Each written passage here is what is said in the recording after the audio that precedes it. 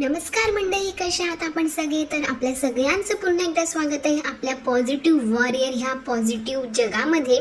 तर मंडळी, माझ्या 2-4 व्हिडिओजला तुम्ही खूप छान असा प्रतिसाद देत आहात. पण आपले हे जे रोस्टर्स आहेत, जसं की मी काल एक व्हिडिओ टाकला होता आजच सकाळी, तर त्याच्यावरनं बऱ्याच जणींनी रोस्टर्स लोकांनी रिॲक्शन्स दिलेले आहेत. पण मला या रोस्टर्स लोकांना, ताईमाई अक्कांना विचारायचं आहे, जसं की तुम्ही या ब्लॉगर्स लोकांना म्हणत असता की क्रिटिसिझम जे आहे ते तुम्ही स्पॉटिंगली घ्या, कारण की हा पण एक हिस्साच आहे.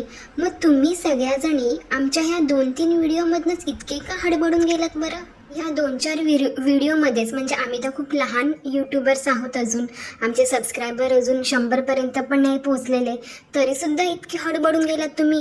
लगेच त्याच्यावरती रिॲक्शन द्यायला सुरुवात केली, कमेंट बॉक्समध्ये येऊन घाण कमेंट्स करायला लागलात. हो, डिलीट केल्या मी कमेंट्स. आणि तुला कसं कळलं ग मी कमेंट डिलीट केली 1 सेकंदामध्ये? याचा अर्थ हाच ना की तूच वेगळ्या आयडीने तिकडे येऊन घाण करायला आली होतीस, हो की नाही?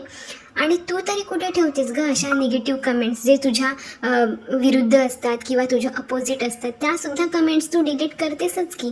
आणि त्यात जर आम्ही किंवा कोणत्या ब्लॉगर्सने अशा निगेटिव्ह कमेंट्स डिलीट केल्या किंवा ब्लॉक केलं, का झोमतं बरं तुम्हाला? म्हणजे हम करे सो कायदा, म्हणजे तुम्ही जे कराल ते योग्य आणि समोरचं जे कराल ते चुकीचं, असं का बरं वाटतं नेहमी तुम्हाला? आणि जसं की तू आज म्हणालीस की आम्ही काहीतरी चांगलं करत आहोत म्हणून आमच्या मागे एवढे लोक आता व्हिडिओ बनवत आहेत, तर हे ॲक्च्युली आम्ही बोलायला पाहिजे. आम्ही आता जस्ट ह्या फील्डमध्ये उतरलो आहोत. उतरताच आम्हाला आता एवढी प्रसिद्धी मिळत आहे. तुमच्यासारखे आता जे ऑलरेडी सिनियर आहेत रोस्टर्स, ते आमच्यावरती व्हिडिओ बनवत आहेत, याचा अभिमान तर आम्हाला वाटला पाहिजे. कारण की येताच आम्ही अशी धडाकेबाज एंट्री केली ना, जेणेकरून तुम्ही सगळ्याजणी अगदी हडबडून गेलेला आहात. माझी तुझी काय दुश्मनी नाहीच आहे.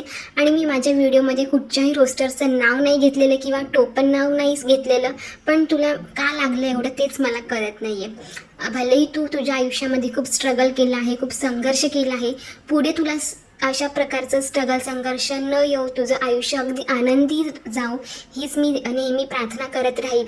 फक्त माझं एवढंच म्हणणं आहे की तुम्ही तुमचं जे काही रोस्टिंग करत आहात ना, त्यावरती लिमिटेशन आणा, अगदी स्मूथली जाऊ द्या. चांगल्या गोष्टी तुम्ही त्या पण प्रेझेंट करा लोकांपुढे. आणि बाकीचेही जे काही ब्लॉगर्स असतील, इन्फ्लुएन्सर असतील, त्यांनासुद्धा तुम्ही घ्या, एवढंच माझं म्हणणं आहे. आणि मी खरंच खूप पॉझिटिव्ह गोष्टी सांगत असते माझ्या व्हिडिओच्या माध्यमातून. मी तुमच्याबद्दल कधीच कुठे निगेटिव्ह बोललेली नाही आहे, ठीक आहे ताई? तर असं मंडळी, आपण आजच्या आपल्या मेन विषयाकडे वळूया. तर आज आपण बोलणार आहोत रचनास नव एंजल वर्ल्ड ह्या आपल्या रचनाताईबद्दल. तर रचनाताईला सुद्धा म्हणजे खूप प्रकारे रोस्टिंग केलं जातं, खूप प्रकारे तिच्यावरती व्हिडिओ बनवले जातात. तर सुरुवात करूया रचनाताईबद्दल, आपण थोडंसं जाणून घेऊया. तर रचनाताई जे आहेत, तिचे पण व्हिडिओ मला वाटतं 3-4 वर्षापासून तीसुद्धा या फील्डमध्ये आहे. कोविडमध्येच तिने सुद्धा आपल्या ब्लॉगिंग चॅनलला सुरुवात केली होती. सुरुवातीला ती ब्लॉग वगैरे लिहायची, त्यानंतर हळूहळू ती ह्या यूट्यूब क्षेत्राकडे वळली आणि तिला बघता खूप चांगलं म्हणजे प्रसिद्धी मिळत गेली. व्हिडिओज तिचे व्हायरल होत गेले आणि खूप छान हॅप्पी फॅमिली आहे तिची. आणि खूप पॉझिटिव्ह गोष्टी ती तिच्या व्हिडिओच्या माध्यमातून दाखवत राहते. आणि त्याचबरोबर तिच्या सासूबाई, मिस्टर आणि एक लहान मुलगी आहे तिची. तर असं छान असं त्यांचं कुटुंब आहे छोटंसं. आणि तिचे मिस्टर जे आहेत ते डॉक्टर आहेत. आणि त्या गोष्टीवरनं सुद्धा तिला नेहमी ट्रोल केलं जातं की ती खूप हायफाय राहते, नेहमी शॉपिंग करत असते, नेहमी फिरायला जात असते, तिच्या नवऱ्याला काही कामच नसतं, तो नुसता नावाला डॉक्टर आहे. आणि वेगवेगळी नावंसुद्धा त्यांना देण्यात येतात. त्याचबरोबर त्यांचं जे काही पेरेंटिंग आहे, म्हणजे पालक तत्व आहे, त्याच्यावरती सुद्धा बोट उचललं जातं. तिच्या सासूबाईंना सुद्धा नको ते बोललं जातं. म्हणजे हा अधिकार तुम्हाला दिला कोणी? तुम्ही एखाद्या ब्लॉगरबद्दल बोलत आहात तिथपर्यंत ठीक आहे, पण तिच्या पूर्ण फॅमिलीला तुम्ही ट्रोल करत आहात, तिच्या पूर्ण फॅमिलीबद्दल तुम्ही निगेटिव्ह बोलत आहात. तुमच्याबद्दल ठीक आहे, आम्ही तुमच्याबद्दल बोलू, पण आम्ही कधी तुमच्या फॅमिलीला घेतलेलं आहे का?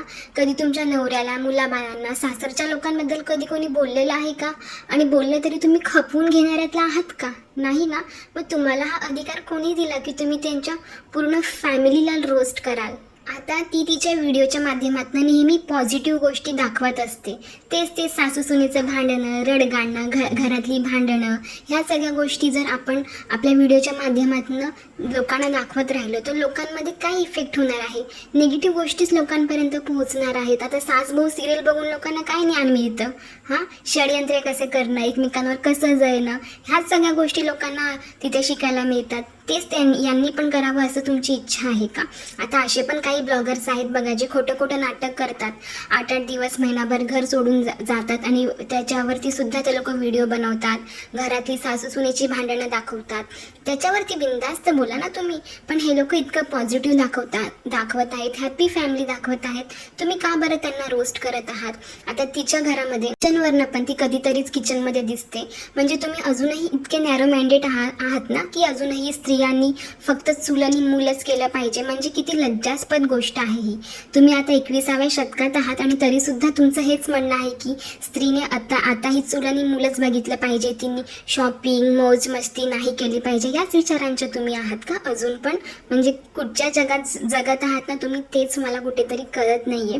आणि दुसरी महत्त्वाची गोष्ट म्हणजे तिच्या घरी मेड वगैरे आहे. सगळ्यांच्याच घरी आता ज्यांना अफोर्ड करू शकतात ते लोक मेड वगैरे ठेवतात. आणि यूट्यूब हे तिचं प्रोफेशन आहे, तिलासुद्धा त्याच्यासाठी वेळ द्यावा लागतो. आणि त्यात जर तिचे मिस्टर तिला मदत करत असतील, कॅमेरा पकडत असतील, तर त्यात काय हरकत आहे? तुम्हाला जर ते बघवत नाही आहे तर तुम्ही नका बघू ना.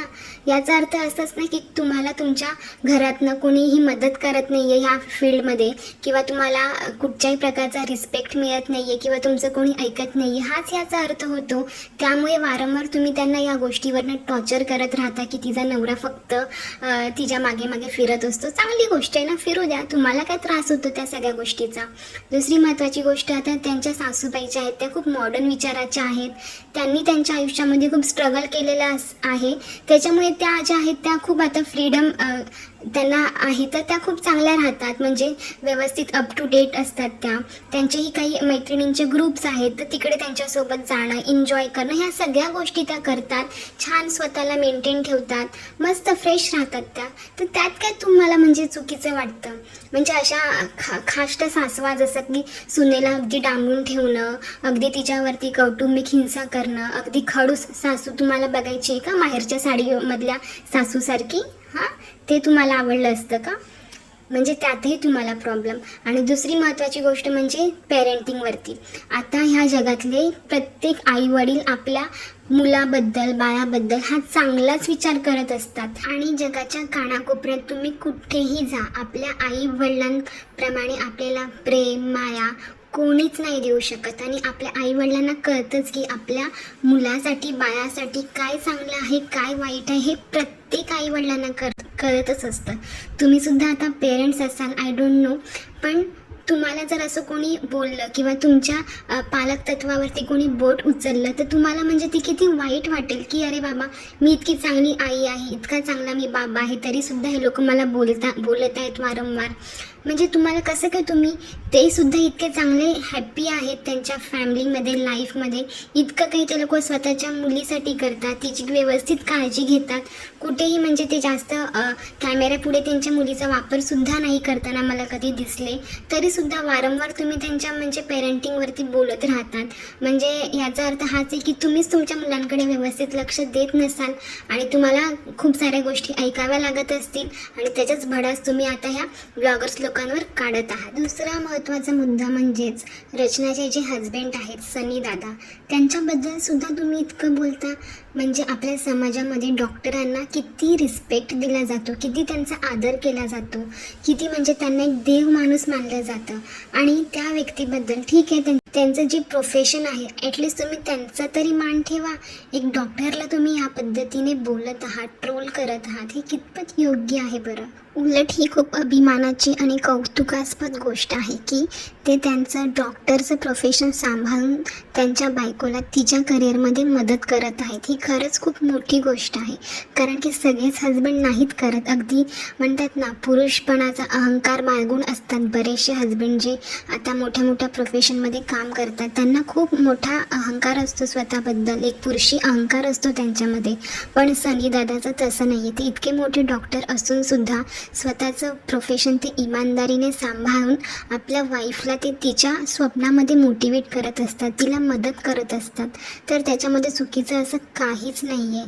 आणि खरंच तुम्ही लोकांना ह्या ट्रोलर्स लोकांकडे लक्ष नका देऊ, त्यांच्यामुळे तुम्ही स्वतःला त्रास करून नका घेऊ, हेच मला तुम्हा लोकांना सांगायचं आहे. आणि दुसरी एक गोष्ट, तिला सतत ट्रोल केलं जातं की ती खूप शॉपिंग करते, नुसते फिरत असते. अरे असू द्या ना, ती स्वतःच्या पैशाने कमवलेल्या गोष्टीवरती मौज करत आहे, ऐश करत आहे, तर तुम्हाला काय त्रास होत आहे? म्हणजे तुम्हाला हे सगळं भेटत नाही आहे म्हणून तुम्ही त्याचा राग यांच्यावरती काढत आहात, हेच यातनं समजून येतं. ती हार्डवर्किंग आहे, तिचं ती यूट्यूबचं करिअर सांभाळते, तिचं स्वतःचं घर ती बघते, सगळं काही ती व्यवस्थित मॅनेज करून ती ह्या सगळ्या गोष्टी जर करत असेल, म्हणजे स्वतः एन्जॉय करत असेल, आनंदी राहत असेल, तर त्यात तुम्हाला का दुखत आहे? म्हणजे तुमच्या ह्या ट्रोलिंगवरनं हेच कळते की तुम्ही अजूनही स्त्रियांना त्या एका साच्यामध्येच बघणं पसंत करतात. म्हणजे आजची स्त्री कितीही पुढारलेली असेल, पुढे गेलेली असेल, शिकलेली असेल, एखाद्या प्रोफेशनमध्ये ती उच्च पदावर असेल, याने काही फरक पडत नाही. तुम्हाला अजूनही स्त्री असून दुसऱ्या स्त्रीला फक्त चूल आणि मूल करतानाच बघण्यात आनंद मिळतो ना, त्या तुम्ही कुचकट विचारांच्या स्त्रिया आहात, हेच याच्यावरनं दिसून येतं. पण ह्या ब्लॉगर्स लोकांचं एक कौतुक आहे की त्यांच्यावरती तुम्ही किती घाणेरड्या पद्धतीने ट्रोल करत आहात, त्यांना मागे खेचण्याचा प्रयत्न करत आहात, पण तरीसुद्धा हे थांबलेले नाही आहेत. तर रचना, मला तुलासुद्धा हेच सांगायचं आहे की यांनी कितीही वाईट बोलू दे, अपशब्द बोलू दे, हे सगळे फिरून यांच्याकडेच जाणार आहेत परत. कारण की पापाचा घडा भरला की तुला पण माहिती आहे काय होतं ते. त्याच्यामुळे तू अजिबात लक्ष देऊ नको. तुम्ही तुमचं काम जे आहे ते इमानदारीने करत राहा. त्याचबरोबर तुम्हाला जे काही कमेंट्स येत राहतील त्यांचे रिप्लायसुद्धा तुम्ही चांगल्या प्रकारे देत राहा. म्हणजे तुमचा जो काही रिअल ऑडियन्स आहे तो तुम्हाला सोडून कुठेही जाणार नाही. आणि खरंच तुमचे व्हिडिओ बघण्यासाठी जे काही ऑडियन्स आहे ते खूप आतुर असतात. तुम्ही 1-2 दिवस जरी व्हिडिओ नाही टाकले तरी तुम्हाला मेसेजेस येतात. त्यामुळे तुम्ही तुमचं काम जे आहे ते अगदी इमानदारीने करत राहा आणि या लोकांना अजिबात घाबरू नका आणि असेच पुढे जात राहा आणि सगळ्यांना पॉझिटिव्हिटी जी आहे ती सगळीकडे स्प्रेड करत राहा. तर मैत्रिणींनो आणि मित्रांनो, तुम्हाला हा आजचा माझा पॉडकास्ट नक्कीच आवडला असेल तर छान कमेंट्स करायला अजिबात विसरू नका. आणि पुढचा व्हिडिओ तुम्हाला कोणावर बघायला ऐकायला आवडेल ते सुद्धा मला कमेंट बॉक्समध्ये नक्की कळवा. तर आजचा व्हिडिओ बघितल्याबद्दल खूप खूप धन्यवाद. भेटूया अशाच एका छानशा व्हिडिओमध्ये, पॉझिटिव्ह व्हिडिओमध्ये. बाय.